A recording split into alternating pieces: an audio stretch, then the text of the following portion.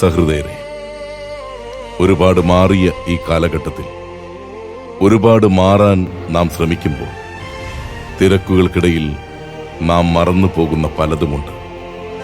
ഇത് ഒരോർമ്മപ്പെടുത്തലാണ്. സ്നേഹപൂർവം ഞങ്ങൾ സമർപ്പിക്കുന്നു സന്ധ്യാപ്രാർത്ഥന.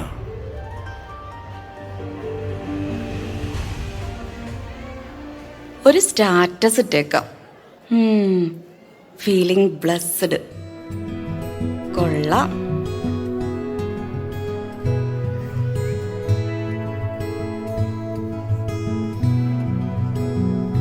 അയ്യോ, ഈ സമ്മർ ആയാൽ രാത്രിയും പകലും സമയം പോകുന്നത് അറിയില്ല. എടി പിള്ളേരെ, വന്നേ, ഇന്നെങ്കിലും സന്ധ്യപ്രാർത്ഥന ചൊല്ലേണ്ടതാ. ടോമിച്ചേട്ടാ, ടോമിച്ചേട്ടാ. എടി പിള്ളേരെ, ഈ മൊബൈൽ തോണ്ടിക്കൊണ്ടിരിക്കാതെ വരുന്നുണ്ടോ? Amma, I'm doing something. Prayer? It's boring. It takes so long. Yeah. Amma, you pray.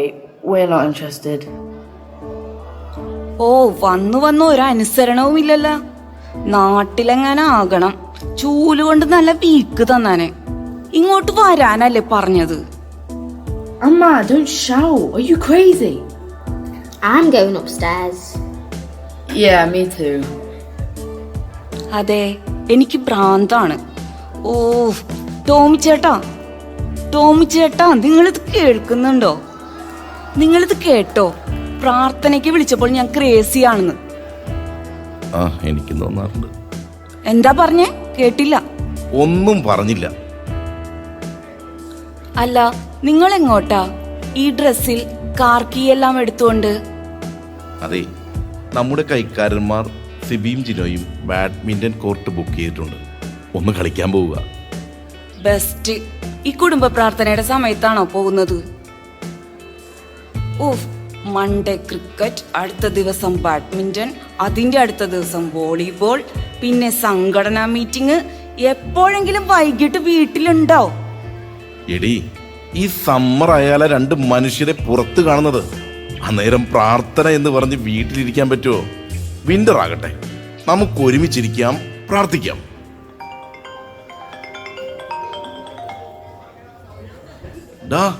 ഞാൻ ഇറങ്ങി, ദാ വരുന്നു. ഓ, ഈ മൊബൈൽ കണ്ടുപിടിച്ചവൻ മുടിഞ്ഞു പോട്ടെ. ഇവിടെ ഞാൻ മാത്രം പ്രാർത്ഥിച്ചിട്ട് ഒരുത്തനും ഒന്നും നേടണ്ട. ഒരു സ്റ്റാറ്റസ് ഇട്ടേക്കാം. Feeling frustrated. അല്ലെങ്കിൽ വേണ്ട, പ്രാർത്ഥിച്ചേക്കാം. എല്ലാ ആഴ്ചയും ചെന്ന് നമ്മുടെ ജെയിംസ് അച്ഛനോട് കുടുംബ പ്രാർത്ഥന ഇല്ലെന്ന് എങ്ങനെയാ കുമ്പസാരിക്കുന്നത്? പറയുന്ന എനിക്ക് നാണമില്ലെങ്കിലും കേൾക്കുന്ന അച്ഛന്.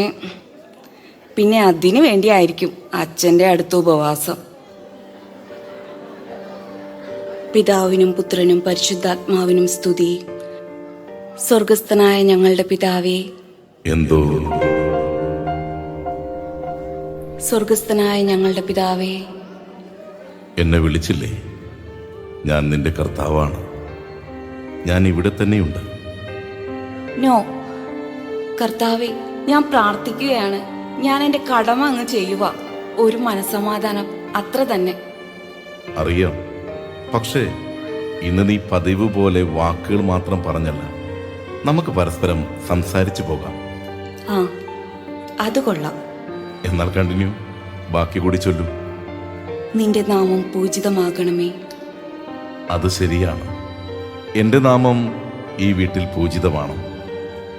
ഞങ്ങൾ എല്ലാ ദിവസവും പ്രാർത്ഥന ചൊല്ലാറുണ്ടല്ലോ. എല്ലാ ദിവസവും? പക്ഷേ എല്ലാ ഞായറാഴ്ചയും കുർബാനയ്ക്ക് പോകുന്നവരാണ്. എന്നിട്ട് നിന്റെ മനസ്സിൽ സമാധാനമുണ്ട്? നിങ്ങളുടെ സംസാരത്തിൽ സ്നേഹം, കാരുണ്യം ഇവ നിറഞ്ഞു നിൽക്കുന്നുണ്ടോ? അത് എല്ലായ്പ്പോഴും ഇല്ല. നിന്റെ രാജ്യം വരയണമേ. What does it mean? I don't know. അങ്ങനെയല്ലേ പഠിപ്പിച്ചിരിക്കുന്നത്. നിന്റെ ഹൃദയത്തിൽ എനിക്കിടമുണ്ടോ? ഉണ്ട്. അതുകൊണ്ടല്ലേ ഞാൻ ജപമാല ചൊല്ലുന്നത്. ജപമാലയിലെ മണികൾ വിരലിലൂടെ പോകുന്നു. പക്ഷേ നിന്റെ ചിന്ത എന്നോടൊപ്പമാണോ? അതുപോലെ നിന്റെ കോപം ഇപ്പോഴും ഹൃദയത്തിൽ തന്നെയല്ലേ? കർത്താവേ, ഞാൻ മനുഷ്യനല്ലേ? അതുകൊണ്ടാണ് ഞാൻ പേര് ചൊല്ലി നിന്നെ വിളിക്കുന്നത്, നിന്നോട് ചേർന്ന് നിൽക്കുന്നത്. അങ്ങയുടെ തിരുവിഷ്ടം സ്വർഗത്തിലെ പോലെ ഭൂമിയിലുമാകണമേ. നീ അത് ശരിക്കും ഉദ്ദേശിക്കുന്നുണ്ടോ? തീർച്ചയായും. അതുകൊണ്ടാണല്ലോ ഒരു സ്വർഗീയ അനുഭവത്തിന് ഇത്രയും നല്ല രൂപക്കൂട് ഇവിടെ ഒരുക്കി വച്ചിരിക്കുന്നത്. അല്ലാതെ പിന്നെ സ്വർഗത്തിലെ പോലെ ആകാൻ ഞാൻ എന്താ ചെയ്യണ്ടേ? നിനക്കുള്ള പരദൂഷണം, ദേഷ്യം സ്വർഗത്തിലുള്ളതാണോ? അതുപോലെ കാണുന്ന പ്രോഗ്രാമുകൾ, വായിക്കുന്ന പുസ്തകങ്ങളോ അതൊക്കെ വിശുദ്ധമാണോ? കർത്താവേ, എന്നെ ഇങ്ങനെ കുറ്റം പറയല്ലേ. Not fair. ഞാനൊരു പാവല്ലേ? തെറ്റുകുറ്റങ്ങളില്ലാത്ത മനുഷ്യരുണ്ടോ? അല്ല, കർത്താവിനറിയാലോ. എന്നോട് ക്ഷമിക്ക്, ഞാൻ നന്നായിക്കോളാം. ക്ഷമ. ബാക്കി ചൊല്ലു. അന്നന്ന് വേണ്ടുന്ന ആഹാരം ഞങ്ങൾക്ക് നൽകി അനുഗ്രഹിക്കണമേ. ആഹാരകാര്യത്തിൽ അല്പം ശ്രദ്ധ നല്ലതാണ്. ഓഹോ, എന്റെ കെട്ടിയോൻ പറയണ പോലെ ഞാൻ വണ്ണം കൂടുതലാണെന്നാണോ എന്റെ പൊന്നു കർത്താവേ? വിന്റർ സമയത്ത് പച്ചവെള്ളം കുടിച്ചാലും ശരീരത്തിൽ പിടിക്കും. ഇപ്പൊ സമ്മറല്ലേ, ഞാൻ സൂമ്പ ചെയ്ത് കുറച്ചു കൊള്ളാം. പിന്നെ മനസ്സ് നന്നായാൽ താനെ വണ്ണം വെക്കും. എന്റെ അന്നക്കുട്ടി, ആരോട് പറയാം? ഞാൻ പറയുന്നത് എന്തെന്ന് വെച്ചാൽ, നിങ്ങളുടെ സമ്പാദ്യം അത് അന്നേക്ക് വേണ്ടി സ്വരൂപിച്ചതോ തലമുറയ്ക്ക് വേണ്ടിയോ? അതുപോലെ അന്നൊന്ന് വിശപ്പടക്കാൻ കഷ്ടപ്പെടുന്നവരെ കാണാതെ പോകാറുണ്ടോ? നമ്മുടെ പള്ളിക്ക് കൃത്യമായി വിഹിതം കൊടുക്കാറുണ്ടോ? അങ്ങനെ ചോദിച്ചാൽ, ഓ എന്റെ ദൈവമേ, ഇനി ഞാൻ ശ്രദ്ധിച്ചോളാം. ആ, അടുത്ത പ്രാർത്ഥനയുടെ ഭാഗം. അത് ഞാൻ മനസ്സിൽ ചൊല്ലിക്കോളാം. വായ്.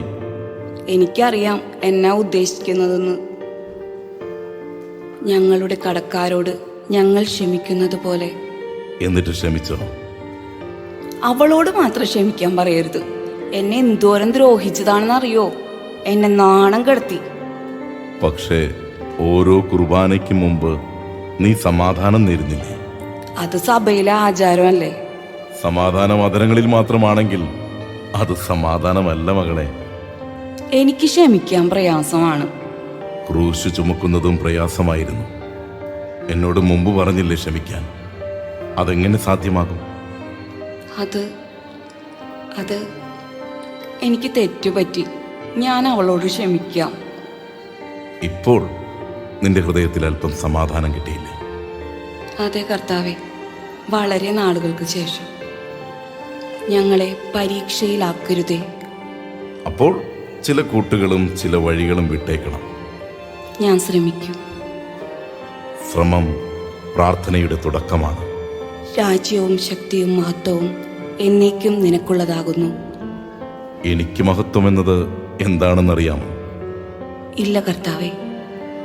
കുർബാന കഴിഞ്ഞ് പള്ളിയിൽ നിന്ന് പോകുന്ന നീ വീണ്ടും പഴയ മനുഷ്യനാകാതെ ഇരിക്കുന്നത്. കർത്താവെ, എനിക്ക് മനസ്സിലാകുന്നു. ഇത്രയും കാലം ഞാൻ പ്രാർത്ഥന വെറുതെ ചൊല്ലുകയായിരുന്നു. ഇന്ന് ആദ്യമായി ഞാൻ നിന്നോട് സംസാരിച്ചു. പ്രാർത്ഥന അതരം കൊണ്ടല്ല, മറിച്ച് ഹൃദയം കൊണ്ടുവേണം. അത് ഒരിക്കലും കടമ നിർവഹണമാകരുത്, മറിച്ച് ഞാനും നിങ്ങളും തമ്മിലുള്ള ആത്മബന്ധമായിരിക്കും.